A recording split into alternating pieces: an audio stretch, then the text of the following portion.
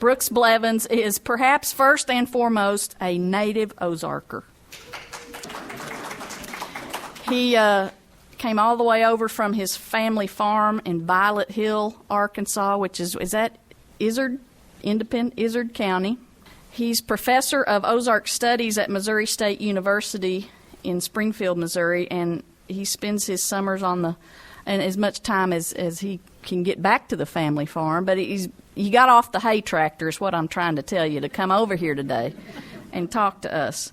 He has written 5 books. The ones that we may all know about here are Hill Folks, A History of Arkansas Ozarkers and Their Image, Arkansas, Arkansas, How Bear Hunters, Hillbillies, and Good Old Boys Defined a State, and Ghost of the Ozarks, Murder and Memory in the Upland South. He is very gracious. We prevail upon him once a year to come over, and he never refuses, and he always draws a crowd, which we are always grateful for. He's here with us today to tell about some of his explorations among the Ozark Hills and Ozark country stores in his talk entitled From Horse Collars to Hot Coffee.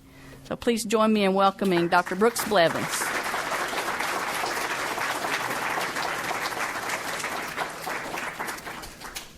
Thanks, Susan, and thanks to the Shiloh Museum, everybody here at the Shiloh Museum for inviting me over again for my annual talk. And it's good to see everybody out here. Are any of you my relatives? Okay, well, maybe. I always want to make sure I don't want to miss a cousin out there that I haven't seen in a long time, but I guess no one that we know of is out there. Any of you ever run a country store or grow up with a family that ran a country store? Oh, we got a couple people out there. All right. Well, this is what I call one of my in-between projects. In between books, a lot of times I like to just do something that's fun, something that's not terribly academic, though academic historians can take almost anything and turn it into an academic project and just suck the life right out of it. And I tried not to do that too much with this.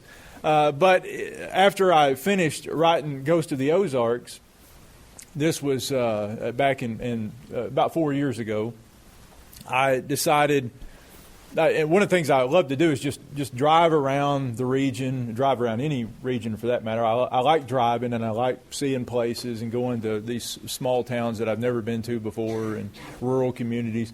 And I also always liked stopping in the little stores in different places. And so I thought, well, I'll just, when I'm on my way to somewhere, I'll just back road and I'll stop and whenever I pass one of these little country stores, I'll stop in and just find out what's going on, ask questions, make myself a nuisance till they run me off, that kind of stuff. And so I spent about a year or so doing that. Whenever I'd go somewhere, and I have a lot of chance to travel around the Ozark region. I work in Missouri, live half or most of the time in Arkansas, and so I'm on the road a lot, and I just went all over the place, tried to cover most of the little nooks and crannies of the Ozarks region, and visited these stores, took pictures. I've got pictures of dozens and dozens of these stores.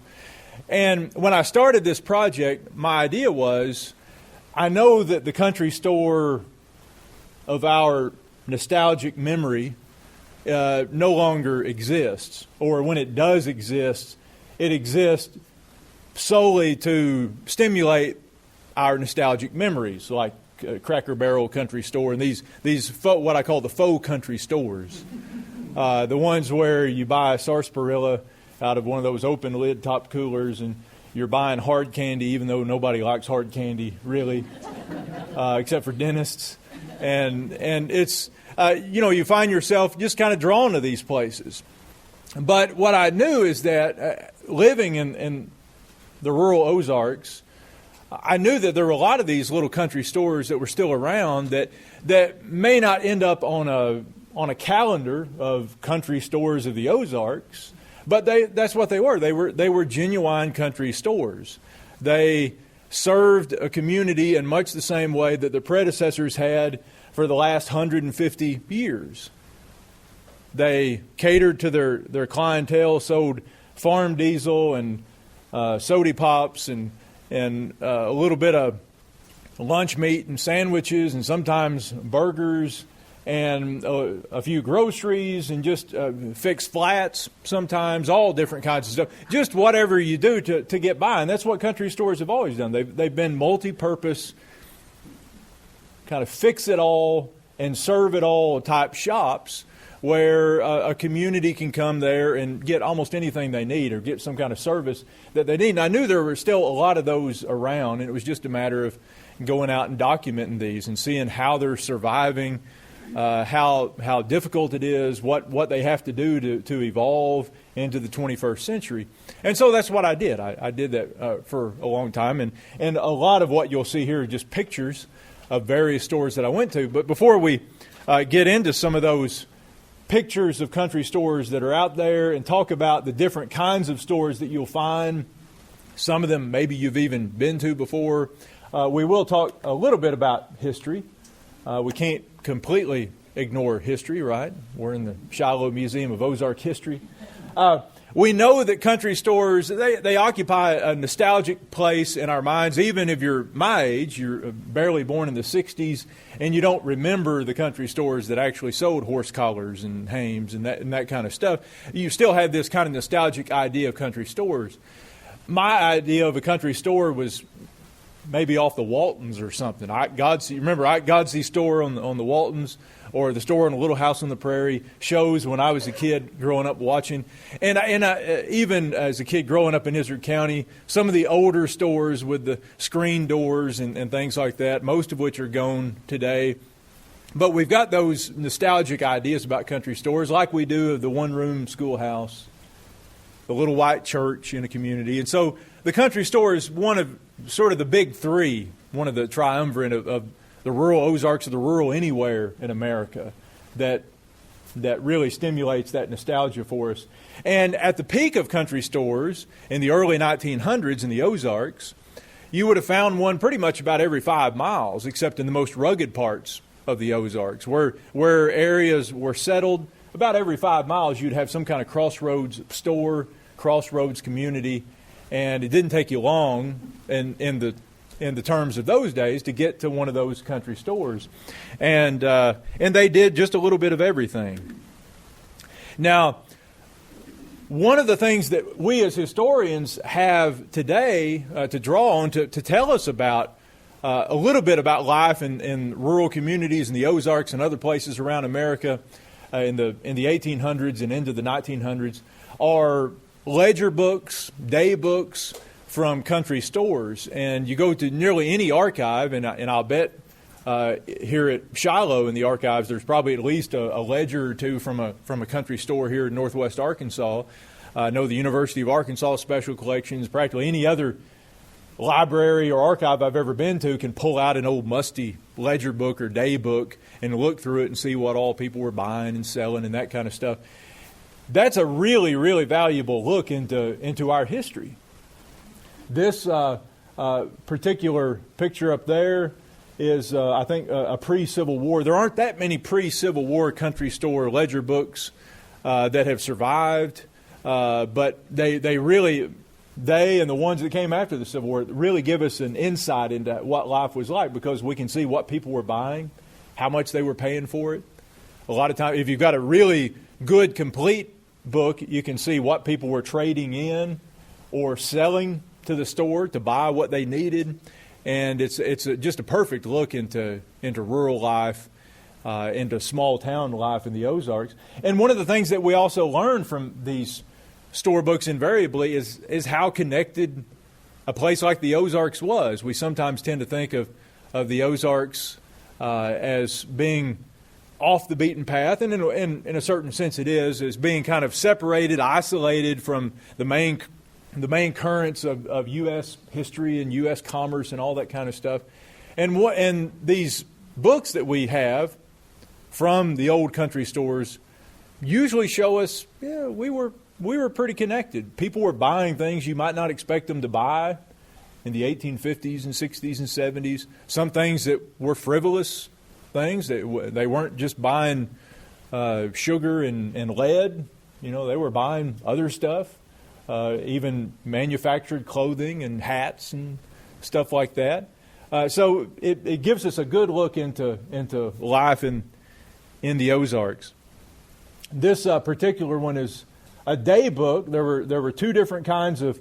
The country storekeepers kept two sets of books, and I mean that in a good way, not in a bad way. They kept their day books, which was just a log of every transaction that took place on each individual day, and they would list the name of the customer. A lot of times there would be a number out beside it that corresponded with that customer's number in the ledger book that they kept. They would usually have a detailed list, as this one does, of everything that was purchased by that particular customer, what it costs, and then at the end of the day or the end of the week or however they operated, they would transfer all this information over into a ledger book, which they operated, which would have a page or a couple pages dedicated to each customer. And so each customer would have his or her transactions listed by date, by price, and all that kind of stuff. And you kept up with these because most of these were bought on credit, or most of these were charged items, we would say today. And at some point when the crop came in or something like that, they would settle up. But this is an example of an 1852 day book from what's now Norfolk over in Baxter County, Arkansas. And it's hard to make out. A lot of those are sewing items, and I see pepper up there, plates, calico, tobacco, lots of things as you look down through there, and they're each listed by the person who bought the items. This is another day book from after the Civil War. This is 1870. This one is from Stone County, just down the White River from Baxter County. And again, this one's a little clearer, beautiful handwriting, and it's always nice when you get one of these that you can read, because not all of them you can read. Not everybody's handwriting today you can read, but right, they don't teach that kind of writing in schools. I think that is true, that writing in general, cursive in general, is on its way out, and I could have told people that years ago just by reading the test papers that my students do. I remember when I first read a story about schools, it was either here in Arkansas or Missouri, that had stopped teaching cursive writing to grade school kids. The very next exam I gave, I just paid attention to see how many of my students wrote in cursive on their exam, and out of a class of nearly 40, one student wrote in cursive and that student was about my age.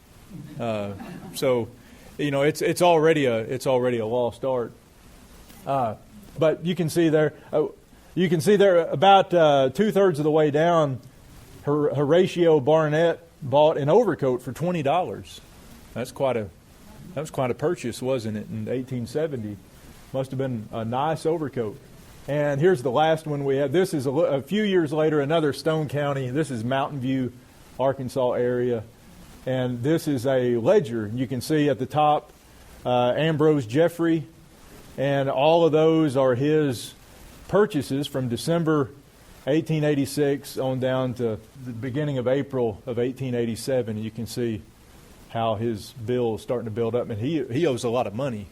I think he may have been a doctor or something like that. That's an unusually large bill to have at the store before the storekeeper puts you on the do not enter list, you know. But as I mentioned, the heyday of the country store in the Ozarks anyway was really the first 2 or 3 decades of the 20th century. This is the era when the region is fully settled. Those of you who do genealogy, you know that the population was booming by the early 1900s across the Ozarks. Just about all the farmland that was worth farming, and a lot of it that wasn't worth farming, was being farmed by this time. So there were people everywhere out there on every 40 or 80 or 160 acres. Somebody was out there farming, and they were having big families. and commerce was booming. And that's the age when you found those little crossroad stores every 4 or 5 miles down the road. And that was the great heyday. This is an age, depending on what part of the Ozarks you lived in, the storekeepers also often served as furnishing merchants, where they would sell on credit all the stuff that farmers needed to put in a crop, just like they did in the Deep South and in the Midwest and places like that. And then when harvest time came, or when the cattle were sold or the hogs, you go settle up as close as you can. You may not be able to pay off the bill completely. And you look through enough of these ledgers and you'll find people who never got out of debt. And sometimes those people were sharecroppers or tenant farmers who mysteriously disappeared in the night, leaving a big bill. Sometimes they stayed in the community and just never got out from under it, just never paid it off. But the furnishing merchant aspect was very important for these stores, and most of them charged 10% per annum interest on these items that they sold. And all of them in the early 1900s were still buying and trading things. If you have some of the old store ledgers from that era, you'll see people bringing in hides still, eggs, sometimes even cream before people started running cream routes and things like that. Cotton. If you're over in my neck of the Ozarks, where the Cotton Kingdom crept up into the edge of the hills over there. And whatever pork, people would bring in bacon and get a cash price for it, that kind of stuff. And so they were places of busy commerce, buying and selling things in every community. And again, these stores helped promote the rise of the consumer economy. The consumer economy, you could say, in most places in the Ozarks doesn't fully take hold until after World War II. But certainly the beginnings of that consumer economy go way back, with people increasingly buying the clothing that they wore, increasingly buying the machinery and the tools that they needed on the farm, that kind of stuff. As the 1800s wear on and into the 1900s, the old spinning and weaving and handmade stuff becomes less and less common. And as even rural Ozarkers become part of the consumer economy.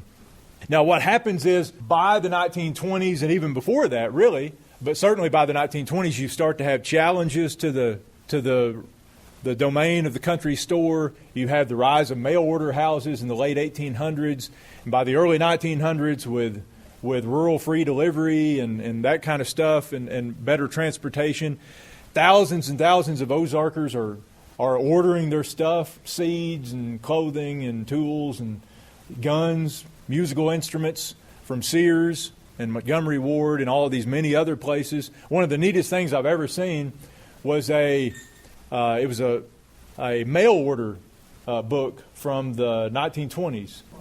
Well, it was money orders. It was a money order book from the 1920s that a post office had in my hometown in Violet Hill. And this thing had just happened and got saved. And what it showed was every money order that was purchased and how much it was and where it was going to. It didn't show you exactly what they were buying, but it showed you the company they were buying from. And it's amazing how much money left that little rural community, headed for Sears and headed for Montgomery Ward and headed for these seed houses. And you realize, boy, this is all business that at one time the store had in this community. And, the storekeeper couldn't have been too excited about the rise of the mail order houses, but that was just part of it. As vehicles come into more widespread use in the 1920s and 30s, and people can go to the county seat or go to a larger town and bypass the local store, which even back in those days generally had higher prices. Today, most country stores have higher prices. Economy of scale. They don't get stuff as cheap as Walmart and Kroger and places like that do, and therefore the prices are passed on to the consumer, these higher prices. And so the same thing was happening back in those days. These challenges were coming to in the heyday of the country store, and obviously they eventually did. Outmigration was another issue especially by the World War II era and the immediate post-World War II era up into the 1960s. The Ozarks lost thousands and thousands of people, and these were people who were heading out. And when you have communities that pretty much half empty out, that obviously affects the country store. They don't have as many customers anymore, in addition to these other challenges that the country stores face. So all of these things are things that take a toll. And then when you get more into the modern era, the post-World War II era, you have the introduction of supermarkets. Walmart comes along in the 60s and 70s and was, for many stores, the final death blow that did away with them. And still today, where you will find what I call the real country stores has a lot to do with how far from Walmart they are. It's sort of the kind of Walmart radius that you have to have. And you find very few real country stores within 25 miles of Walmart. That seems to be sort of the magic number of miles, and you're far enough away then that it becomes cost efficient for some locals to buy certain things at higher prices from the local store than it does to drive a 50-mile round trip or a 60-mile round trip to Walmart. So all these things are important. And then when you talk to country store owners, if you read the article in the Dim Gazette this morning, some of these issues come up in that. There are issues that they face today, credit card purchases and fees on credit cards that chip away at what little profit margin they have at these stores. And even one of the biggest challenges for country stores today is just to get merchandise. And what you'll find is most of the really remote country stores today, the owners will go to Sam's Club and Walmart and supermarkets and buy the goods that they sell in their store. And they'll take, because wholesale houses for the most part won't deliver, and when they do, they charge higher prices than they do to the big box stores and chain outfits. And so I don't know how many store owners I talked to who said, well, on Sunday evenings, I go to Sam's Club or Walmart, and I buy stuff. And what was amazing is they were I'm thinking of one woman in particular who runs a little store up in south central Missouri, who sold her soda pops cheaper than Walmart did, and she bought them at Walmart. She would buy them, and of course, in the 12 packs and the cases and stuff like that at Walmart, and you could buy a Mountain Dew cheaper out of her cooler than you could in the checkout line at Walmart. She just wasn't making much money off of this, but that wasn't her motivating factor, really. It was for her and for a lot of storekeepers, it was a lifestyle that she likes, and it was she felt a real mission to serve this little rural community, and she knew if she closed down, then everybody had to do that, had to drive 25 miles to Walmart and to whatever grocery store they had in the next town. So all of these things are issues for today's country stores. And some of the characteristics of what I consider to be the real country stores, where you're likely to find them, are in places that are obviously isolated but not completely abandoned. You won't find many gravel road stores anymore. If a place is not busy enough, not settled enough to have at least a paved road, and usually a state highway number paved road, you're not going to find a country store in those places unless it's an outfitter or something like that, and I don't count those. If you're only open part of the year, canoeing part of the year, that's not really what I would consider a real country store in the 21st century. But isolated, not abandoned, far enough away from Walmart. Usually you won't find these country stores on a 4-lane road anywhere. That's just kind of a given. You're a little too close to the centers of commerce if you're on a 4-lane road, though there may be exceptions to that. And the key part to this, again, is the owner. It takes a certain special person to maintain one of these stores, as it always did, and I think it's more true in the 21st century than it ever has been. These people have to have a variety of skills. Almost all of the viable country stores today sell warm food of some sort, whether it's burgers or soup or chili or something like that, you got to be willing to cook a little bit. You got to be willing to get dirty every once in a while. My uncle and aunt ran a store in my hometown for several years, and they did a little bit of everything. They would feed the local farmers who would come in at 5 o'clock in the morning wanting biscuits and gravy, coffee. My uncle spent a lot of time fixing flats, even tractor flats, and that's quite a job. And that's something that, since they retired and we don't have the store in our community anymore, that's something the farmers miss, is having a local place where you take a big back tire off of a tractor and get it fixed, or just a truck tire or anything like that. These are all important things, and in addition to doing other stuff, oil changes and all kinds of stuff that kind of make these little country superstores that do all these things in order to survive. It's diversity, or diversification, you might say. All right, so we got pictures of a variety of these country stores around the region. A lot of these are in Missouri. A lot of them are in Arkansas. I don't think I have any from Oklahoma. There's in Oklahoma Ozarks too, but I just don't spend as much time in the Oklahoma Ozarks. But this one's from Dora, Missouri, and it's a good example of a modern country store that is not going to show up on a calendar somewhere of the old-timey country stores. It may 80 years from now, if I save this picture and pass it on to somebody. Yeah, that's the way these things work. My grandkids or great grandkids will think, boy, there's an old country store, and to us, that looks like a convenience store, right?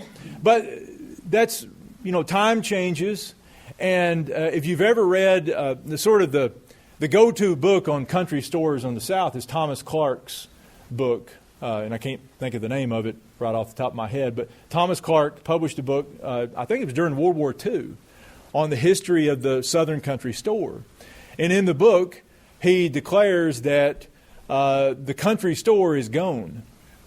It is no more. And that's kind of how every generation is. You remember the country store of your youth, and you realize that store is not around anymore. They're not selling that stuff they sold then. You can't get soda pops and drink them and hand them back for a nickel or a dime or something like that. We don't do that anymore. So we automatically think, well, the country store is gone. It doesn't fit my nostalgic image of country store, so it's gone. But it's going to fit some generation's image of a country store. I asked my students today, and it's amazing how many of them are nostalgic for the 90s. And I'm talking about the 1990s. And it's every generation has its own idea of the good old days. And for somebody who's 22 today, the good old days is back in the Clinton administration. So that's the same way with these stores as well. But it is a good, you can get anything you need for fishing in there, feed, dog food, anything like that. The Dora store. Now here's another, what I call one of the country super centers. This is at Cushman, which is not too far from Batesville, down in Independence County, Arkansas. And this is, again, that's an old, that building was built as a theater years ago. It's a big rock building.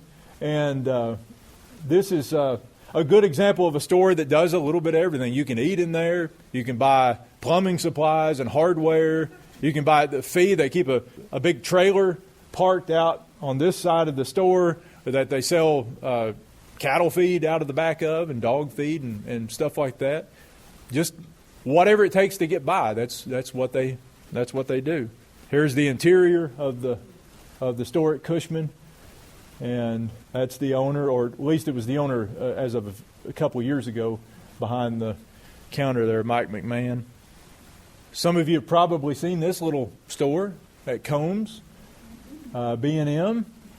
Some of you may have eaten there, bought a quilt from there, looked at all the pictures on the walls there. A little bitty building, a little cinder block building, but it's amazing all the stuff that goes on in that little building. It's a good example of just a tiny little country store that does a lot of things for locals and people who are passing through on that road. It was especially busy the day I was there, as you can see, with all the vehicles in the parking lot there. And here's an inside picture. There's the sign, handmade sign, painted over a 7-Up sign. You can kind of see where it says 7-Up and raised dots there. It may have still said 7-Up somewhere on the sign, but you can see a lot of real homey place. Lots of pictures of the community and pictures of people. That's one of the things you find in a lot of these country stores today. That's when you know you're in a country store, not just a rural convenience store somewhere, is when there are pictures of people from the community all over the place. Some kid showing off his buck deer, kids with a stringer of fish, senior pictures, all that kind of stuff. We've been in those stores where it just looks like people live in there, because they almost do. It becomes an extension of the community. Some of these stores are there because they almost have to be, because they're so far off the beaten path and the highways don't go anywhere. They stop in a community like this. This is at Bethesda, Arkansas, which is, again, in Independence County, and the highway stops there. You can drive gravel roads on past it, but eventually you're going to hit White River and you're not going anywhere. There's no ferry anymore. There's no bridge. And so Bethesda is at the end of the line. And this is one of those stores that sells everything from calf feed to gasoline and anything in between. And here's the inside of it. Very, very clean, very nice inside, very well kept. You can see the cooler with all the meat and cheese in it. With the dog food stacked in front of it. And one of the things I liked about that store is the woman, Sandy, and I don't know, I think she may have sold the store since then, but she had grown up in a country store family. Kind of like Dr. Singleton and I were talking about families of doctors. Well, you found a lot of these country store families. We tend to do that. A lot of people tend to do what their parents did. My parents were teachers. I'm a college professor. And one of the things you notice about this store is that she has a sense of history, and you find little nuggets around, like old grindstones or meat cutters or these old Prince Albert cans and stuff scattered around the store very unobtrusively. And it's probably stuff that she's had in the family because her father and her grandparents were storekeepers before her, and she has very much a sense of pride about that. Anybody been to Pro-Tem, Missouri? If you've ever read or ridden Peel, is it Peel Ferry? The one up on Bull Shoals Lake, it goes across the kind of upper edge of Bull Shoals. Yeah, the Lead Hill area. You go across the lake. Well, the next town over in Missouri is Pro-Tem, and that's the store in Pro-Tem, Pioneer Store, and the post office is in that store as well. You still find a few of those stores that harken back to the old days, when it was once very common for the post office to be in the store in one of those one-store towns. There's still a handful of those. They're not nearly as common today, and most of them you find in the Ozarks today are in Missouri, and I'm not sure why that is, but this is one of them where the post office is in the back corner of the store and kind of has a nostalgic feel to it because of that. Here's Gentryville, Missouri. Most of you probably never been there. And you can drive by that. If he has no customers, you won't know it's open. He has no sign. And when you go in, it's clear that, yeah, he could do without the business. He's not going to go out of his way to sell you anything. But it's a store that exists primarily to serve the local clientele. He's not looking for tourists to stop by. You'll go in and find a domino game or checkers and that kind of stuff and feel as if you've interrupted something in there. Because it's one of those places where you get the idea that commerce is just sort of something they do out of habit. The real focus of the store is for people to come in and visit with each other. That's one of those stores, and I guess that's why there's no sign there. But the last time I was through Gentryville, it was open. You could stop in and buy something. This is south of Mountain Home, Lone Rock, and this is one of those places just back, kind of the edge of the Ozark National Forest. There's nothing around there, and it's it's out there kind of by itself. And he fixes lawnmowers, as you can see the lawnmowers there. That's what he does to make ends meet. Here's Primm, Arkansas, which is close to Greer's Ferry Lake. Another one of those places kind of tucked back on a back road that they do a little bit of everything. Here's the inside of the store. And what was funny, the day that I took this picture, I guess it was 3 or 4 years ago, it was about this time of year, I walked in and there were these people sitting around the table, and they were watching TV, and they were watching Wimbledon.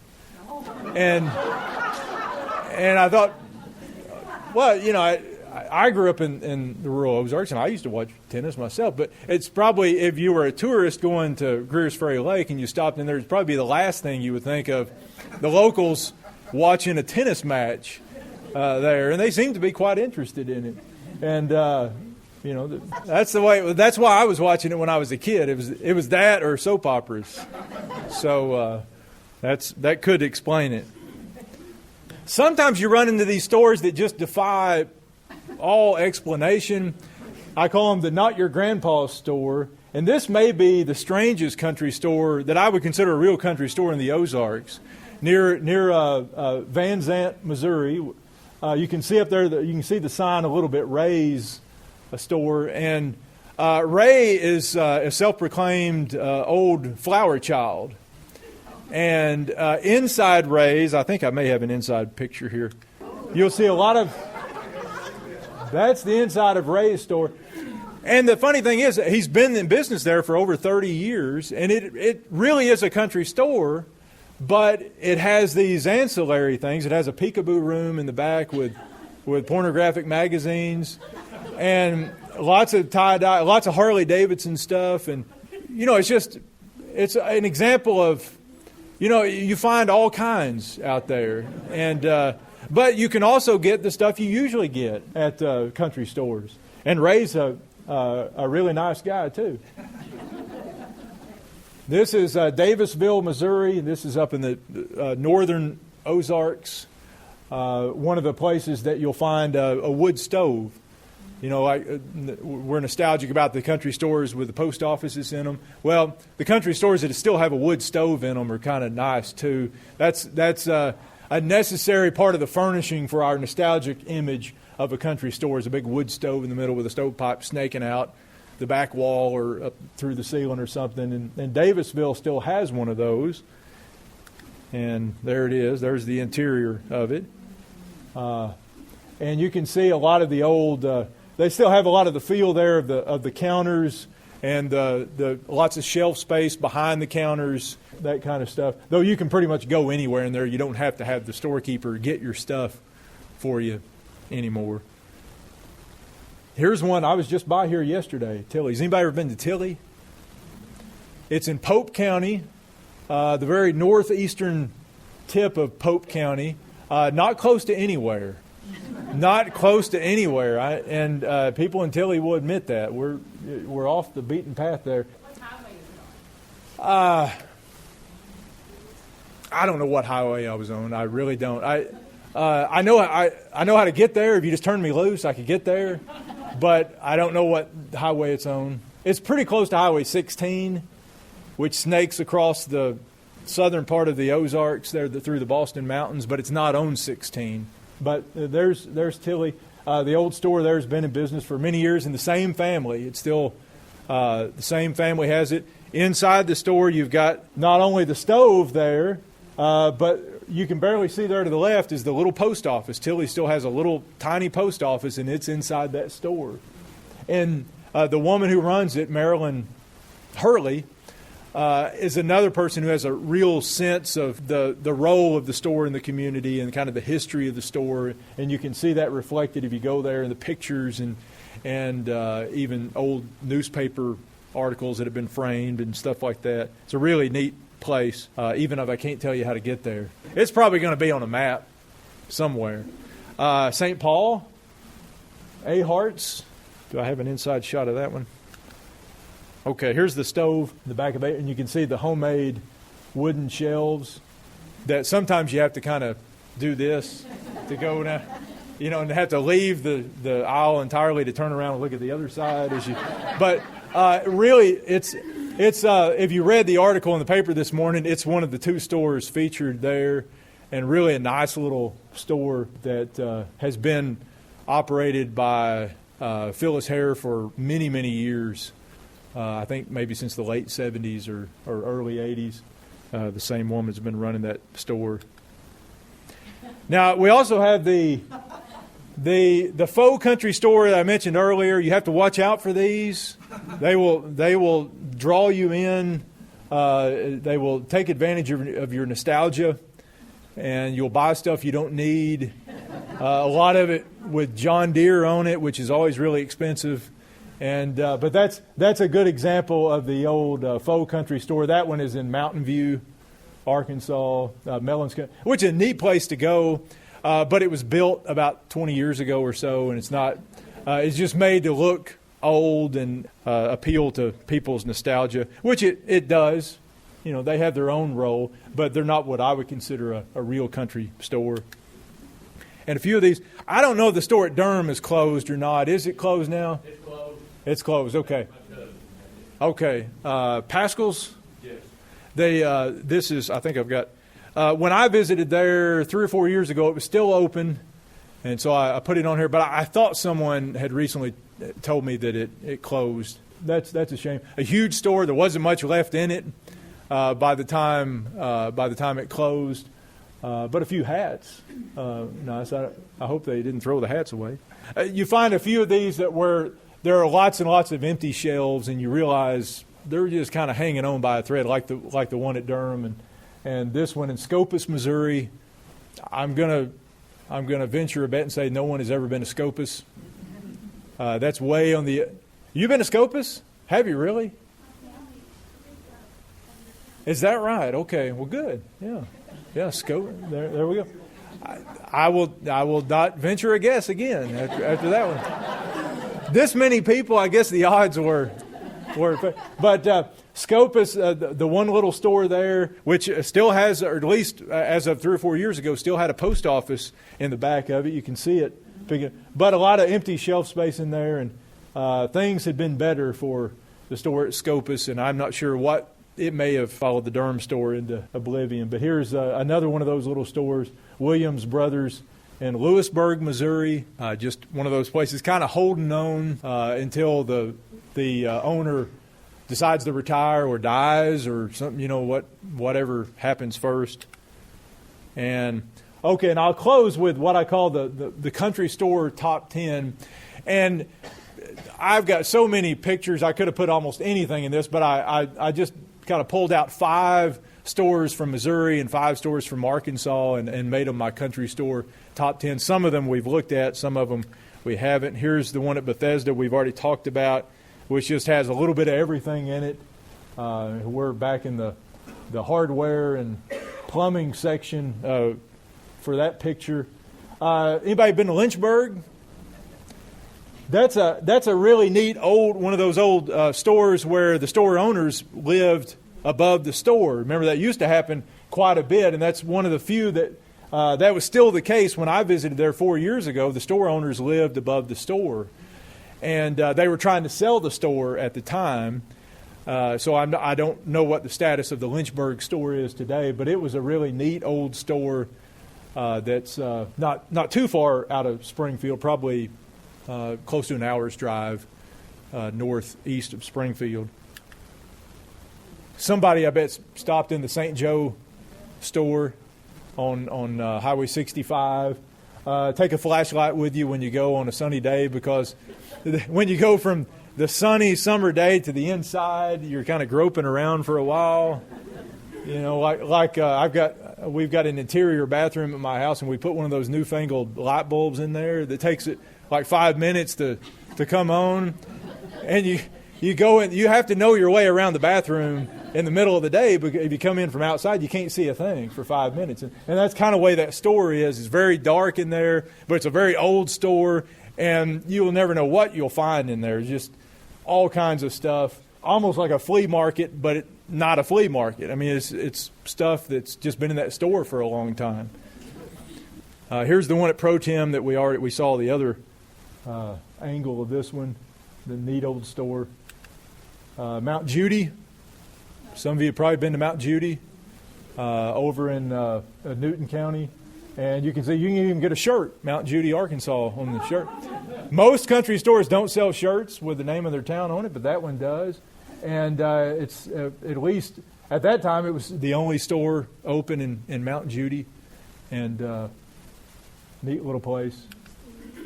Now this is an adventure. If you go on a country store trek where you visit different country stores, you'll have to hit Bixby, Missouri, which is a long ways off. It's in Iron County, which is way up, kind of north, kind of eastern Missouri up there. But this one is really, really neat. You can see the elevated train, a model train platform up there, all kinds of stuff hanging from the ceiling. It's a real country store, but it's a country store that is conscious of its country storeness. So it both serves the local clientele and it caters to tourists who come by being kind of whimsical and having all kinds of stuff hanging from the ceiling. It makes it even better that the woman who owns and operates it is Irish. And we're not talking about Scots-Irish Ozarker. She's Irish from Ireland. Her husband, I think, is Czech. And she's just a type A person, just a joy to be around. It's a neat place to visit, and she's probably making sandwiches or something there behind the counter when I took that picture. And you can see the old wood stove there in the middle. I don't think it's a working stove, but that's a neat place in an old mining community. Here's Tilly. I've already mentioned Tilly to you, and that's another interior view of the store at Tilly. Squires. If you've ever come down Missouri Highway 5, south of Ava, coming down to Mountain Home or somewhere in that area, you've probably driven through Squires, Missouri, and you've driven right by Spurlock's, which is huge. The story that the Spurlock family tells me, and I don't know if it's apocryphal or what it is, was that in the late 60s, when Mr. Spurlock had just built this new store, his old one burned, and he built this massive, by the standards of the day, it was a massive cinder block store that a man stopped by wanting to buy his building one day, and he later found out that man was Sam Walton. Now I don't know. I'm not going to call the Spurlocks liars, and that may have happened, but that's a long ways from anywhere, even for the early days of Walmart. But it's possible. It was a big building, and you can find almost anything in Spurlock's. It is truly a country superstore, and if you just like poking through stuff, go to Spurlock's, because they've got shelves and shelves, and the shelves are kind of bleeding stuff off of them. They're just I bought the last time I was in there, I bought a transistor radio, and that was probably made about 1975, and the kind of thing that you can't get really anymore, and it was still in the package, and it was just been on the shelves a long time.